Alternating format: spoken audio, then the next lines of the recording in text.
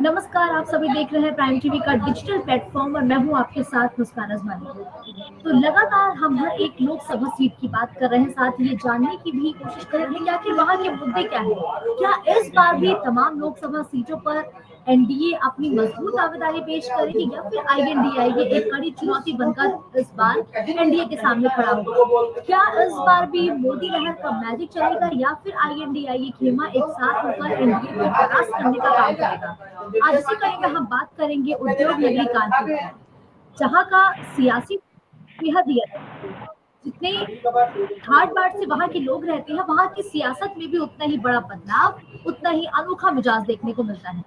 गंगा किनारे बसा शहर कानपुर एक बड़ी उद्योग नगरी के तौर पर जानी जाती है, जहाँ पर तमाम कई ऐसी बड़ी उद्योग स्थापित है जिसने विदेशों तक अपना नाम किया है।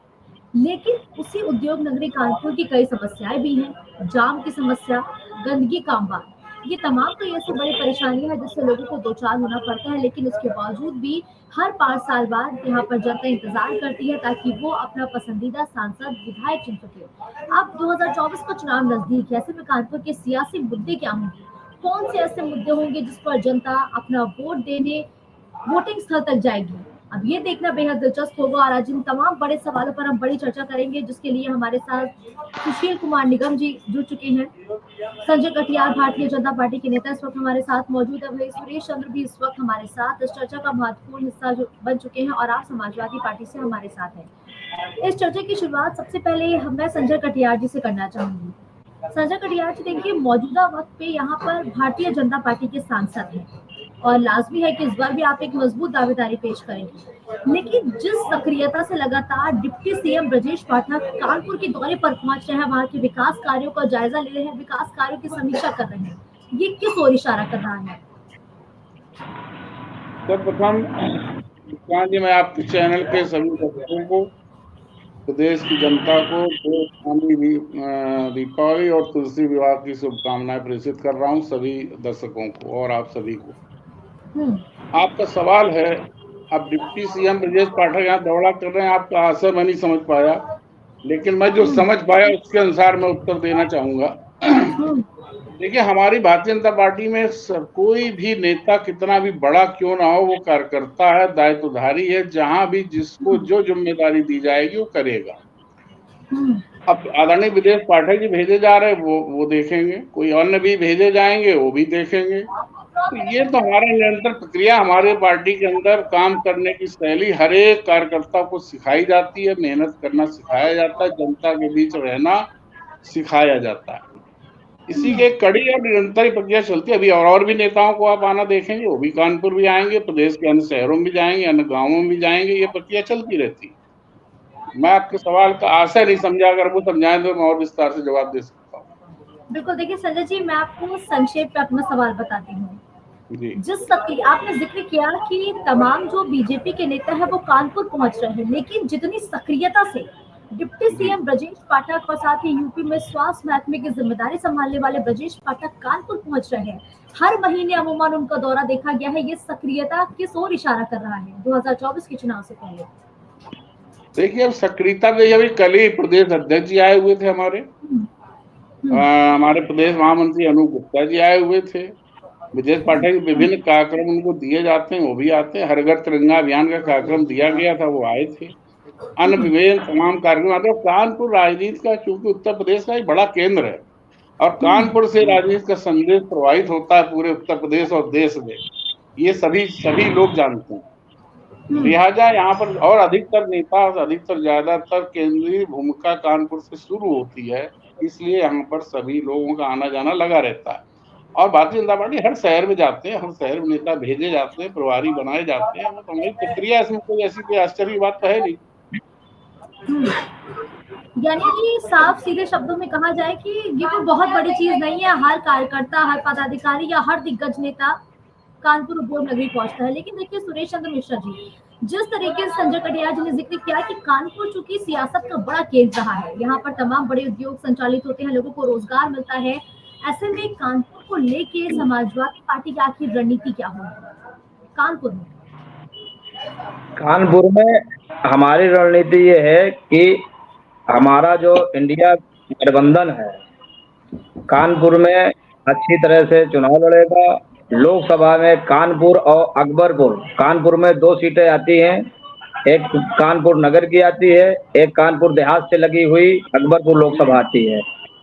दोनों सीटों में हम लोग बहुत ही दमदारी से चुनाव लड़ेंगे और चुनाव जीतेंगे।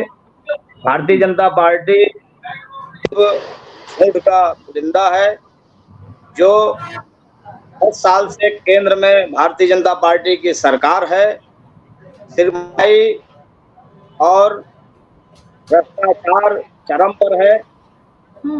इन्होंने अपने नेताओं के यहाँ कोई कार्रवाई नहीं करते हैं। अगर दूसरा विपक्षी पार्टी का कोई नेता है तो उसके ऊपर तुरंत कार्रवाई करते हैं। सुरेश जी, मैं कहूँगा क्या सपा सरकार में क्या भ्रष्टाचार नहीं रहा क्या? सपा सरकार में भ्रष्टाचार नहीं रहा है क्या, या अन्य जो सरकार रही है उसके पहले उसमें भ्रष्टाचार नहीं रहा है? केवल एक भाजपा में भ्रष्टाचार है। जी पहले बोल देते हैं, माननीय सुशील निगम जी, आप हमारे बड़े भाई हैं, आप बता दीजिए समाजवादी पार्टी सरकार में जितना काम हुआ है उतना अगर भारतीय जनता पार्टी की सरकार 10 साल में करा पाई हो जितना समाजवादी पार्टी सरकार ने 5 साल में करा दिया। कैसे क्या क्या काम करा दिया बताइए, आप ही बताइए, उपलब्धियां गिनाइए, आप क्या उपलब्धियां हैं आपके सरकार में? उपलब्धियां मैं गिना रहा हूँ। सबसे पहले तो समाजवादी पार्टी सरकार में स्वास्थ्य के प्रति उन्होंने ऐसा काम किया था कि जितनी समाजवादी पार्टी सरकार में एम्बुलेंस समाजवादी पार्टी सरकार ने दिया था, एम्बुलेंस स्वास्थ्य विभाग में चाहे जिस हॉस्पिटल में आप चले जाइए वो कबाड़ा बनी हुई खड़ी हुई है। मैं 2-3 दिन पहले काशीराम हॉस्पिटल गया था, वहाँ दवाइयों का ढेर लगा था, वो जला दी गई। मतलब पब्लिक को नहीं दी जा रही दवा, पब्लिक में जनता को नहीं बांटा जा रहा दवा, और वो जलाई जा रही।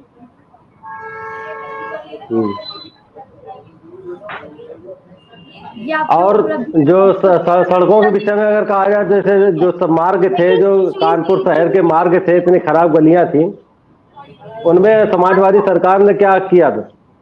ठीक है एक सेकंड, एक करके बोल। समाजवादी पार्टी सरकार ने गलियां नहीं बनवाई, मार्ग नहीं बनवाए। आप बताइए कहाँ की गिनाई जाएंगी? सुरेश जी एक करके ना, प्लीज सवाल पूछना मेरा काम है, आप तो पूछेगा, लेकिन जी मुस्कान जी बताएं। जी मुस्कान जी बताएं। भारतीय जनता पार्टी के पक्ष में बोलते हुए नजर आते हैं, आप कानपुर में बीजेपी के मुझे 5 बड़े काम गिनाइए। कानपुर में बीजेपी के कार्य तो वैसे तो कई है, जैसे कि अभी आयुष्मान कार्ड का भी उन्होंने सभी के लिए किया, लागू किया, जिससे काफी स्वास्थ्य सेवाओं में लोगों को, गरीब लोगों को सुविधा। और जैसे कि सड़कें थी कानपुर में, आज के समय में काफी गलियां और जो मेन मार्ग हैं उनमें काफी सुधार हुआ है। लोगों को, आम जनता को काफी समस्याओं से जो जूझना पड़ता था कि रास्ते खराब थे, एक्सीडेंट ज्यादा होते आज भी है, आज भी कभी कमियां हैं, अभी पूरी नहीं हो पाई हैं। जैसे मेट्रो का भी काम है, मेट्रो का भी काम चल रहा है सरकार में। तो स्वास्थ्य सेवाओं को भी अच्छा किया गया है, लेकिन कहीं ना कहीं स्वास्थ्य सेवाओं में भी कमियां तो बनी रहेंगी, लेकिन काफी हद तक सुधार लाया गया है। तो इस तरीके से बीजेपी अपने, और जैसे राशन को लेकर के है कि जैसे राशन को लेकर के था कि अभी तक था कि लाइन लगाना पड़ता था लोगों को, अब लेकिन लोगों को देखने को मिल रहा है कि जैसा कि नंबर सबको समय पे आइए, आप अपना राशन लेके चले जाइए। ठीक है। ये सारे काम जो है बीजेपी सरकार में सुचारू रूप से मतलब जो है चल रहे हैं, लेकिन कहीं ना कहीं कमियां तो हर समय हर सरकार में होती ही रहती है और होंगी, क्योंकि जो नीचे दायित्व निभाने वाले लोग हैं उनकी कमियां हैं, वो अपना दायित्व नहीं सही से निभा पा रहे हैं। अगर वो दायित्व नहीं निभा पा रहे तो उन पर नकेल कसने की जिम्मेदारी सुशील कुमार जी। हाँ, ये चीज है, जो अधिकारी बैठे हुए हैं वो अधिकारी जो है उस चीज पे जो शिकायतें होती हैं आम जनता की, उन समस्याओं पर वो अधिकारी उस पर उनको संज्ञान लेना चाहिए, लेकिन वो लोग इस अनसुनी करते हैं और लोगों को समस्याओं से जूझना पड़ता है। बिल्कुल, देखिए संजय जी, अभी सुशील कुमार निगम जी ने साफ तौर पर कहा कि जो अधिकारी है वो भ्रष्ट है। सीएम योगी आदित्यनाथ अक्सर ये कहते हैं कि वो भ्रष्ट अधिकारियों पर कार्रवाई करते हैं, तब किस हिसाब से इतनी समस्याओं का अंबार कानपुर में है? देखिए, भारतीय जनता पार्टी सरकार के समय, ये लोकसभा की आपने चर्चा की, मैं लोकसभा पे केंद्रित बात करना चाहता हूँ। लोकसभा समाजवादी, देख मुस्कान जी, लोकसभा के विषय पर समाजवादी पार्टी तो बात ना करे। पहले उत्तर प्रदेश संभाल लेते, 2000 उनको हरा चुके हम, 2 बार हरा दिया, 17 में हराया, 22 में फिर हरा दिया। जनता ने इनको वोट करके इनको बाहर कर दिया सत्ता से। इनकी काबिलियत तो जनता ने साबित कर दी, इसमें हमें कुछ बोलने की भी जरूरत नहीं है। अब वो बेशर्मी से कुछ भी कहते रहे, अपनी पीठ ठोकते रहे। विकास के मामले में भारतीय जनता पार्टी में आदरणीय नरेंद्र मोदी जी ने, योगी जी ने केवल राजनीति के विमर्श को अगर बदला है तो वो यही बदला है कि अब सिर्फ विकास परक राजनीति देश और उत्तर प्रदेश में होगी और इसी पर चुनाव लड़ा जाएगा, और वो हो भी रहा है। अब ये परिवारवादी, वंशवादी, जातिवादी, किसी परिवार के गुलाम लोगों की पार्टी के द्वारा तो इस तरह के कार्य देश के अंदर नहीं होने वाले। सिर्फ विकास परक पार्टी भारतीय जनता पार्टी, जिसमें सबका साथ, सबका विकास, सबका प्रयास शामिल है, उसी भावना के साथ भारतीय जनता पार्टी का ही नेतृत्व इस देश को चाहिए और उत्तर प्रदेश को भी भविष्य में चाहिए, और इसी के आधार पर जनता हमको वोट करेगी। और अभी मेयर के चुनाव में अभी समाजवादी पार्टी अपने सीना ठोक रहे थे। मेयर के चुनाव में पहले से ज्यादा वोटर्स हमारी आदरणीय प्रमिला पांडे जी में नगर प्रमुख भारतीय जनता पार्टी की चुनी गई है। क्या कानपुर शहर की जनता ने चुना है ना? और इनके नेता इरफान सोलंकी जैसे भूमाफिया, गुंडे, बदमाश, मवाली सब जेल के अंदर हैं। ये कानून व्यवस्था का मसला है। कहीं भी गलत सुनाई देता है, बुलडोजर तुरंत हमारे योगी जी का चलता है। गलत जीरो टॉलरेंस है हमारे यहाँ किसी प्रकार की घटना के विरुद्ध, किसी प्रकार के अपराधी के विरुद्ध, किसी प्रकार के आतंकवादी के विरुद्ध, किसी प्रकार के प्रश्रय देने के विरुद्ध।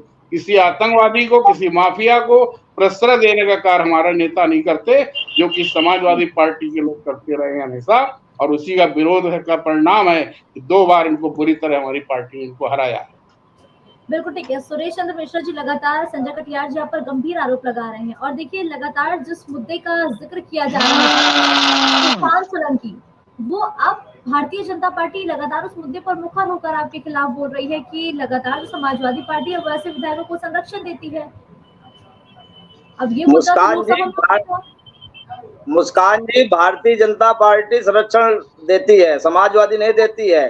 भारतीय जनता पार्टी ने अपने जो भारतीय जनता पार्टी के नेता हैं, जो मुकदमों में फंसे अपराधी हैं, उनके यहाँ बुलडोजर कब चलाएगी? उन्होंने जो बाबू सिंह यादव चकेरी का जो मामला है, जो भारतीय जनता पार्टी का नेता है, चुनाव भी विधायकी के लड़ चुके हैं, वो उनकी आज तक गिरफ्तारी नहीं कर पाई प्रशासन।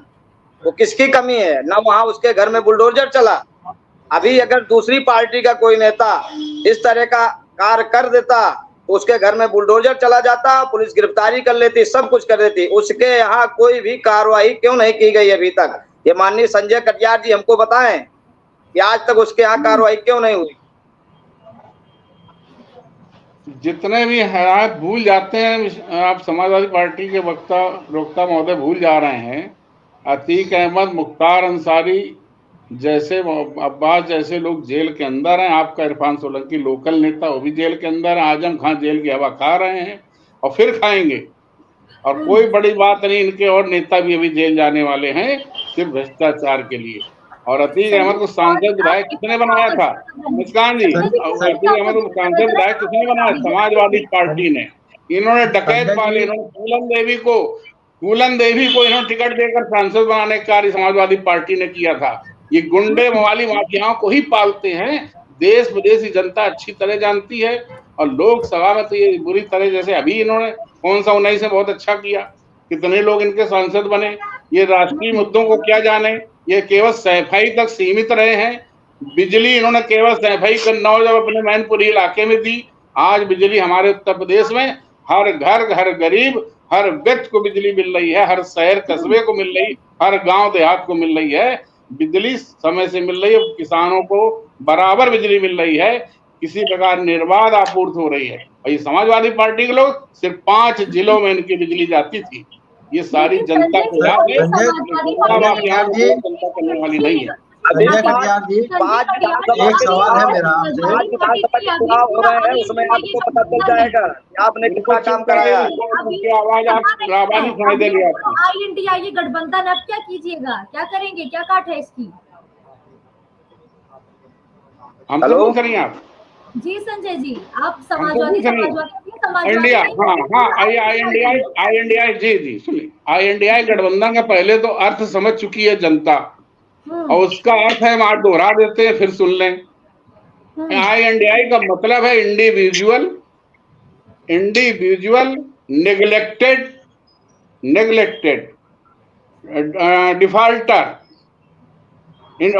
डिफाल्टर एसोसिएशन है ये।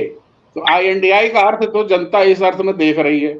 अपने अपने पापों का जो घड़ा भर चुका है इनके सभी दलों का, चाहे कांग्रेस हो, सपा हो, बसपा हो, जो भी दल इसमें शामिल हो रहे हों, सब अपने अपने भ्रष्टाचार को छुपाने के लिए या अपने परिवार के लोगों, भाई बंधु भतीजा, लड़के बेटियों को टिकट देने के लिए, एक स्वार्थ के लिए इकट्ठा हो रहे हैं। और आदरणीय नरेंद्र मोदी जी की छवि को धूमिल करने का कुत्सित प्रयास कर राहुल गांधी ने कहा, उनको पनौती बताया देश के प्रधानमंत्री को। इनके नेता को शर्म नहीं आ रही? 55 साल के ये युवा कहलाते हैं जो बूढ़े हो चुके हैं, ये बुद्धि से भी बूढ़े हो चुके हैं, जो देश के यशस्वी प्रधानमंत्री को, विश्व पटल पर प्रधानमंत्री को पनौती बोल रहे थे एक मंच से।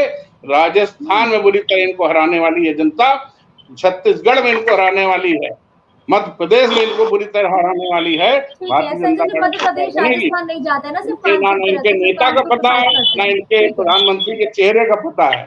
वैसे तो INDI का कोई वजूद नहीं, और INDI को अभी इनके नेता ने खुद ही अभी बोला था कि कांग्रेस तो ऐसी बकवास पार्टी है। संजय कटियार जी, कानपुर को लेकर के चर्चा हो रही है। कानपुर, हाँ, मध्य प्रदेश, हिमाचल, उद्योग नगरी को लेकर के चर्चा हो रही है, पर तो कानपुर उद्योग नगरी की बात करिए कि यहाँ की जो समस्याएं हैं उन समस्याओं को, जैसे कि काफी समस्याएं आज भी बनी हुई है, तो उन समस्याओं का निदान आपकी सरकार कैसे क्या कराएगी, उसके विषय में आप बताइए। चलिए इसको भी सुन लीजिए, अब इसको भी सुन लीजिए। जी 4 फ्लाईओवर अंडर कंस्ट्रक्शन, शिलान्यास उनकी ड्यूटी बन चुकी है। अभी कानपुर के अंदर बड़े बड़े फ्लाईओवर बनने वाले हैं, क्रॉसिंगों की बनने लीजिए। नंबर 1, नंबर 2, कानपुर से अलीगढ़ तक आपको हाईवे दिया जा रहा है।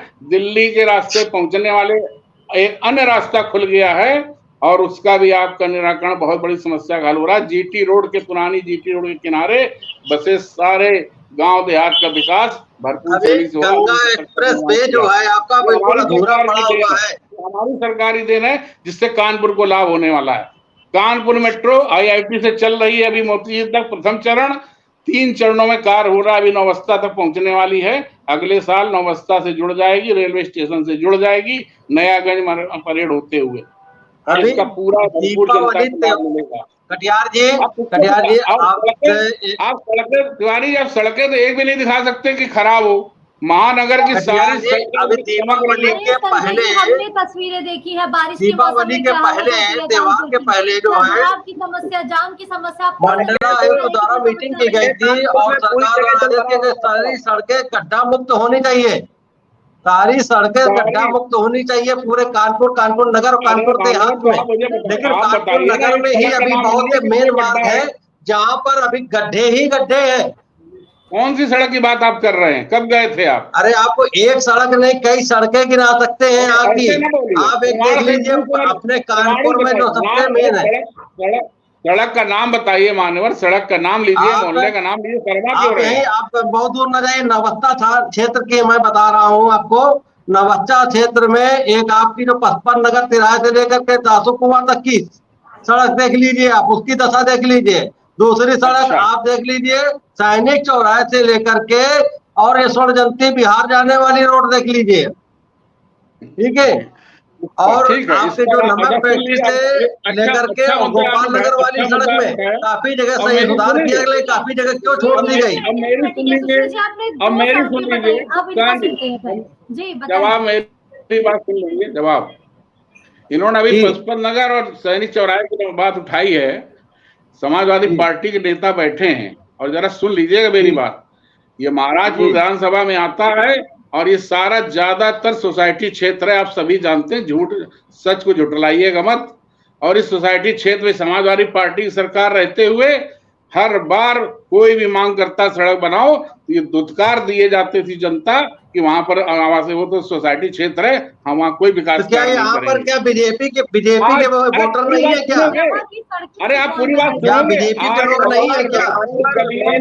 महाराज जी यहाँ पर कई बार से विधायक हैं, आज विधानसभा अध्यक्ष है वो, ठीक है, उनका क्षेत्र है, उनको उनकी जनता नहीं है। अरे भाई बात सुनी नहीं, आप बोलने लगे बीच में टप टप। अरे भाई आज पूरा विकास, हर गली का विकास, टाइल रोड, एक से बढ़िया गलियां बनाई जा रही हमारी सरकार के द्वारा। हमारे विधायक है वहां, सतीश महाना विधानसभा अध्यक्ष हैं। आप जरा घूमते हैं, झूठ मत बोलिए, जनता के सामने झूठ बोल के आप कुछ हासिल नहीं कर पाएंगे। प्रत्यक्ष दिखाई दे रहा, मैं उसको बता रहा हूँ, इसमें झूठ वाली कौन सी बात हो गई? अरे भाई 100 में कोई 1% विकास कार्य एक दिन में होता है क्या? और विकास प्रक्रिया तो निरंतर चलने वाली प्रक्रिया है और विकास चलता रहेगा। वो बात बिल्कुल सही है, विकास की बात में मानता हूँ, लेकिन विकास के बाद में जो आदेश पारित किए जाते हैं उन पे कार्य क्यों नहीं किया जाता है?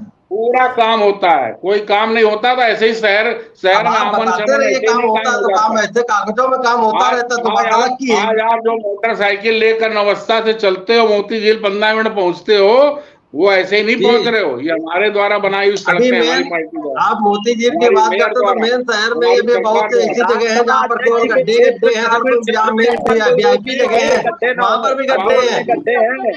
ये कटियार जी होने का परिचय दीजिए ना कि कैसे बोल रहे हैं आप लोग, सब एक साथ बोल रहे हैं, जनता नहीं सुनेगी ना, समझ पाएगी। हाँ, समझता है, ये सुनना मुस्कान जी सुनना चाहते नहीं है, बिल्कुल सुनना, लेकिन आप चाहते हैं। अब देखिए एक छोटा सा बैठा हूँ भाई, आप बिल्कुल। अब संजय जी, अब आपसे एक सीधा सटीक सवाल, आपने एक काम किया, आप उस काम को गिना रहे हैं, लेकिन जो कमियां सुशील कुमार जी आपको बता रहे हैं सड़कें नहीं बनी है, उस पर आप पर्दा ढकते हुए नजर आते हैं। नहीं बिल्कुल नहीं, मैं तो उत्तर देने तैयार हूँ, पूछे तो मुझसे। योगी आदित्यनाथ का निर्देश था कि नहीं कि गड्ढा मुक्त सड़कें होंगी, दूसरी बार आदेश दिया गया, उसके बावजूद भी कानपुर की सड़कों पर जाम देखने को मिलता है। बारिश के समय की तस्वीरें देखी होंगी ना, आप झुठलाइए नहीं ना उन तस्वीरों को। अब मेरा उत्तर सुनेंगे आप जी। बारिश के बाद 80% सड़कों पर काम हुआ और सारी सड़कों का जो भी उनमें जरूरत थी, लेपन, सील कोट, जीरो से बनना, बीच बनना, मरम्मत, रिपेयरिंग, पैच वर्क, जो भी तकनीकी रूप से जरूरत थी, सड़कों को ठीक किया गया है। अब ये जो बात कर रहे हैं, अब फिर बीच में बोल रहे हैं, देखिए मुस्कान जी फिर बोल रहे हैं, मैं आपका रुक करूंगी, बताइए। बात सुन लीजिए, बात सुनिए फिर बोलिए ना, आप इतने उतावले क्यों? कानपुर में प्रदूषण को लेकर क्या क्या कहेंगे आप? कानपुर में प्रदूषण इतना ज्यादा है कि आज दमा की और सुशील जी एक करके बस उनको 2 मिनट और बात करेंगे, फिर जी मुस्कान जी बताएं। जी बोलिए। संजय जी बोलिए। प्रदूषण तो देश से बाहर है क्या? दिल्ली देश से बाहर है क्या? वहाँ का पूछ लेते। कानपुर में हम दिल्ली मुंबई की बात नहीं कर रहे हैं, दिल्ली मुंबई बहुत प्रभावशाली है कि कानपुर में प्रदूषण बहुत कम है। आप आंकड़े अगर न पढ़े मैं सुनाऊं आपको सुनाऊं, नहीं कंपेरिजन सुना दूं मैडम, तो कंपेरिजन बता दूं ना कि जहाँ 500 आंकड़ा है दूसरे शहर में कहीं, तो हमारे कानपुर में 200 के अंदर है। अगर कहीं 400 होता है तो हमारे यहाँ फिर 150 होता है। हमारे यहाँ पॉल्यूशन बहुत कम है, लेकिन यदि बढ़ता भी है उसके लिए नगर निगम का अमला, हमारे अन्य विभाग तैयार है, उसको कंट्रोल किया जाएगा जिस तरह से भी किया जा सकता है, मगर अभी ऐसी कोई आफत नहीं आ गई। संजय जी मौतों का आंकड़ा बढ़ता जा रहा है, अस्पताल खर्च बढ़े हैं, ठीक है। सुरेश चंद्र मिश्रा जी साफ तौर पर कह रहे हैं कि जिस पॉल्यूशन को आप लोग लगातार मुद्दा बना रहे हैं उस पर हम काम कर रहे हैं, उद्योगों से धुआं तो निकलता ही नहीं है। बिल्कुल। किस बिना पे फिर आप आरोप लगा रहे हैं, बताइए सुरेश जी। कहाँ काम कर पा रहे हैं? प्रदूषण में काम नहीं कर पा रहे हैं।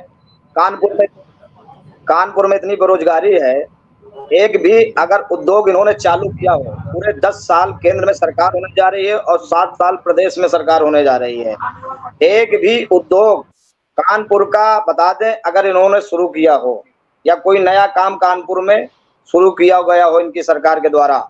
और बेरोजगारी बढ़ी है जब से भारतीय जनता पार्टी की सरकार बनी, तब से देश हो या प्रदेश हो उसमें सिर्फ बेरोजगारी बढ़ी है।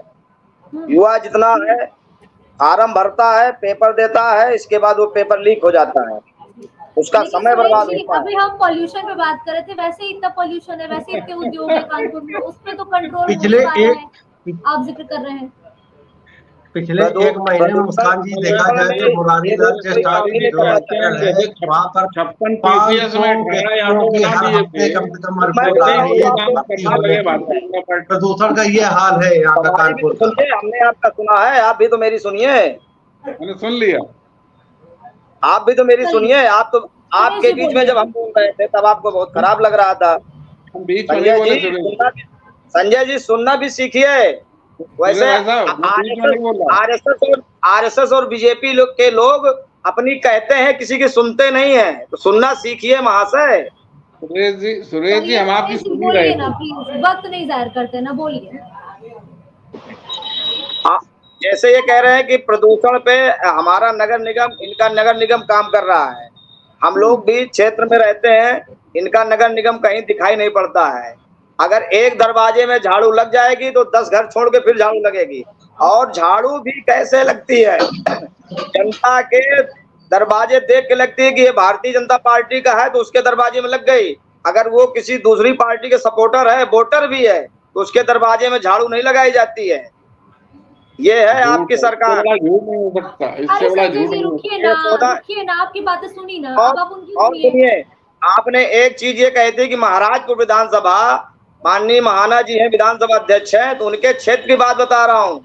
आप रूमा के आगे चले जाइए, ग्रामीण क्षेत्र रखता है, वो कानपुर नगर में आता है और उनका ही क्षेत्र है।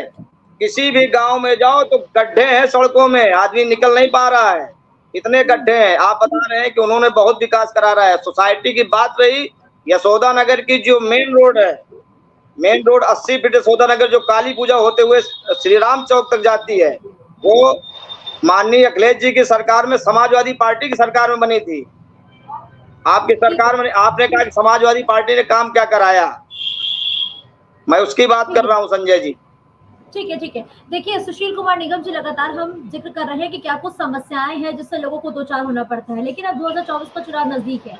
ऐसे में कानपुर का जो चुनावी मुद्दा है वो क्या बनेगा, क्या लगता है आपको मौजूदा स्थिति को देखते हुए? कानपुर का चुनावी मुद्दा तो देखिए ऐसा कि जनता को चाहिए होती है अपनी सुविधाएं, जो सुविधाएं हैं उनको मिलती रहे सुचारू रूप से। तो जनता तो जो सरकार अच्छा कार्य करती है उसी के प्रति होती है। लेकिन जातिवाद को लेकर के कहीं न कहीं से काफी परिवर्तन होता है। तो लेकिन हर जनता का विशेष तो होता है सुविधाएं, जब सड़कें हैं, प्रदूषण से सुरक्षा हो, प्रदूषण कम हो क्षेत्र में, और व्यवस्थाएं सुचारू रूप से हो, क्षेत्र की सफाई को लेकर के, जैसे गंदगी है अभी भी देखा जाता है कि नगर निगम जबकि काफी स्तर पर बहुत अच्छा, काफी गाड़ियां चलती है, पूरा घर घर उठाया जाता है, लेकिन फिर भी गंदगी जो है चौराहों पर मिलती है। चौराहों पर देखा जाए, मेन बाजारों के आसपास देखा जाए, जहाँ पब्लिक प्लेस है वहां पर काफी मात्रा में गंदगी देखने को मिलती है और शिकायत करने के बाद भी उस पर कोई सुनवाई नहीं होती है आम जनता की। इन सब व्यवस्थाओं को अगर सुचारू रूप से किया जाए तो सरकार जनता केवल अपनी सुविधाओं के लिए। चर्चा में अपना महत्वपूर्ण समय देने के लिए। तो देखिए अब चुनाव नजदीक है, ऐसे में समीकरण तो महत्वपूर्ण होते ही है। लगातार जातियों को मुद्दा तो बनाया जाता है, लेकिन जिस तरीके से कानपुर की बात करें तो वहां की जनता विकास के नाम पर वोट देना चाहती है। अब इस बार कानपुर में जातीय जनगणना क्या INDI ये मुद्दा बनाएगी या फिर इस बार विकास का मुद्दा लोगों के स्तर चढ़ के बोलेगा, ये तो देखने वाली बात होगी। तो डिजिटल चर्चा में आज के लिए बस इतना ही। देश और दुनिया की तमाम बड़ी खबरों के लिए आप देखते रहिए प्राइम टीवी। नमस्कार। नमस्कार।